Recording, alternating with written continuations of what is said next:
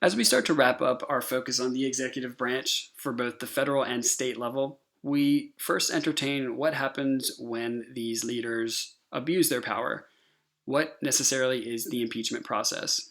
We've provided a video for you all to watch in your own time, just to kind of clarify and tie up any loose ends. But the impeachment process is a very significant and very serious situation. Impeachment is a title that we hope our government doesn't throw around carelessly.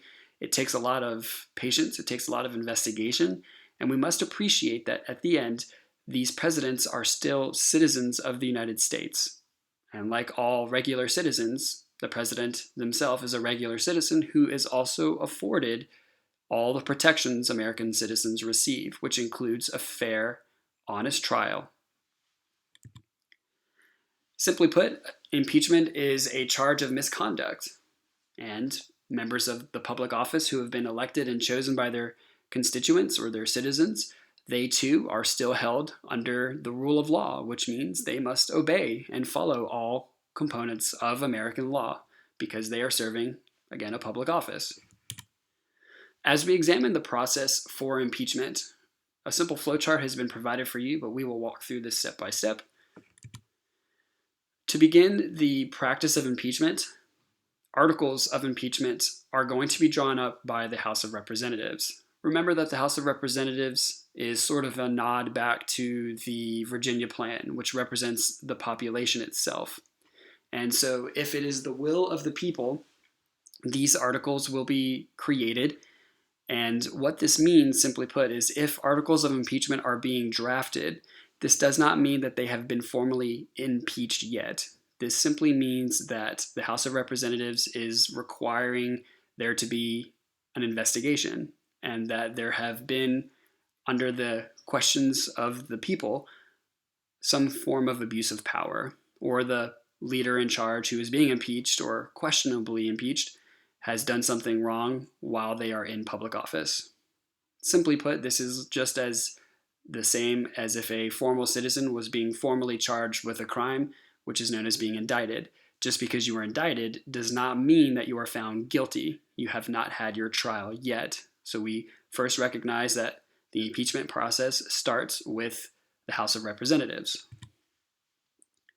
In the past, we have witnessed many presidents face impeachment, and many of them have been for unique situations here, like for Andrew Johnson, who was charged for violating the office of tenure.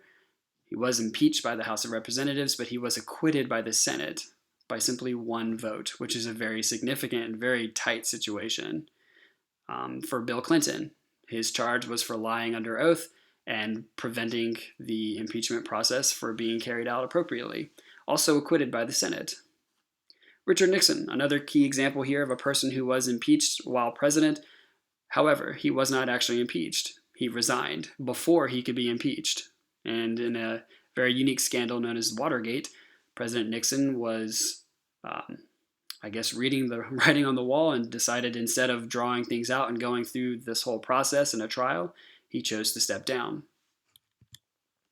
As far as President Trump is concerned, President Trump has had articles of impeachment brought against him for abuse of his power and for obstruction of justice. So very similarly to what we see going on for President Bill Clinton or even Richard Nixon, the impeachment articles were sustained in the House of Representatives, and President Trump was then granted a trial, which is part of the law, by the U.S. Senate. In the end, the House chose 230 to 197 to actually formally charge President Trump with abuse of his power, and then as you can see, 229 to 198 to charge him with obstructing justice. In the grand scheme of things, we see represented through this whole practice where President Trump was actually impeached. However, the president was not removed from office. It was up to the Senate to hold his actual hearing and finish the trial, and they determined to not remove him from office. Therefore, we recognize that President Trump is still the President of the United States. He is still eligible to run for re-election, which he is doing for the 2020 election. It will be unique to see if he does win this election, as that will be historic since no sitting president who has been impeached was ever granted re-election or even ran for re-election. So this will be significant. We now transition to the state level. Having covered all of the federal levels with the President of the United States, we now move to the North Carolina executive branch. Just like at the federal level, North Carolina has a 3-branch system. Our executive branch is run by the governor. Our governor is able to run for a 4-year term. They may run for a limited number of terms, but only 2 of those may be consecutive or back-to-back. To be a governor, an individual must be at least 30 years of age. They must be an American citizen for the last 5 years at minimum, and they must have lived in North Carolina for only the past 2 years, which many people would argue is relatively short, considering the governorship is a very serious position. Some of the responsibilities, powers, and duties that the governor will carry out, they are, just like the president, required to carry out all laws of the state. Not the federal government, because that would be the president, but for the state.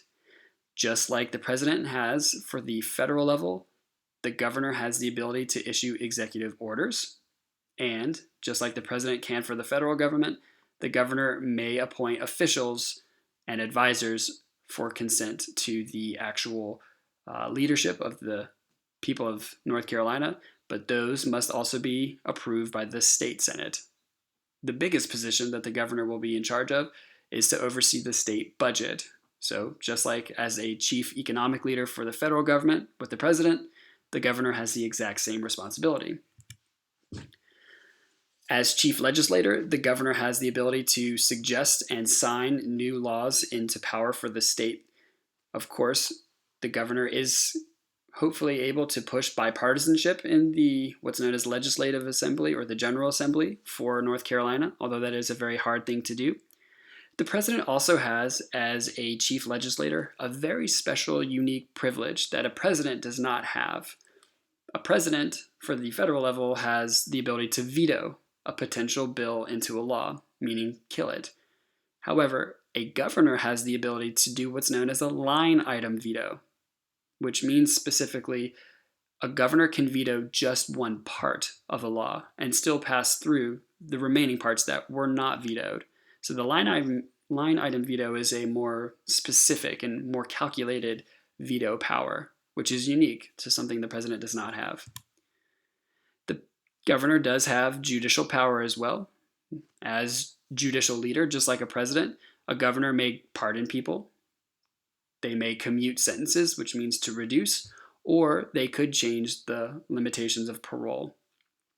As a chief executive, the governor also has power over the, and I'm using air quotes here, military of the state, which means that they are in charge of the National Guard at the state level, which all states have a unit of, or the branch of.